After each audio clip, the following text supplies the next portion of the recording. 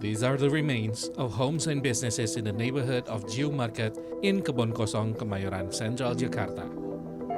The sounds of children playing, shop owners infighting, and residents gossiping that once filled the streets full of life and laughter has been replaced by the creaks and thuds of residents riffling through the brie.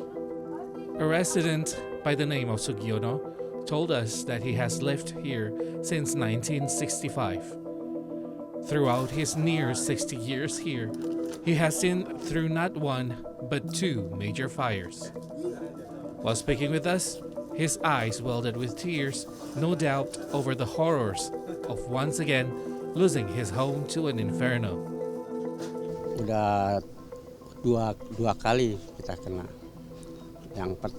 Yang pertama 88, yang kedua ini 2024. Ya itu awalnya ya dari yang pertama 88 dari Ciung sampai hampir Gunungan Jago. Nah, yang kedua dari RT 1 sampai RT 9. Saat api mulai saya masih ada di depan. Pas di depan itu ada orang naik motor bilang, "Pak, di belakang ada api," katanya. Begitu saya ke belakang, api membesar. Membesar, udah sampai 4 rumah, 5 rumah, saya ke belakang lagi udah nggak keburu lagi. Udah angin terus kebakar. Nah, tempat saya kebakar terus langsung ke sana. Sugiono invited us to approach the remains of his home. The path was treacherous and littered with debris teetering on the brink of collapse. Inside, we found two of his grandsons salvaging what they could, though anything they found was covered in ash, a sight that Sugiono was already all too familiar with. When his home first burnt down in 1988, he found solace and comfort in his community who had helped him to rebuild from the ashes. Itu ada 4 orang saya tolong kan dari nganggur sampai dia kerja sukses, dia masih ingat saya. Ya alhamdulillah sih dia ingat saya. Dia kerja, ada yang bawa kayu, ada yang bawa bata. Gitu, jadi bawa asbes, jadi sebagian itu aja yang bantu.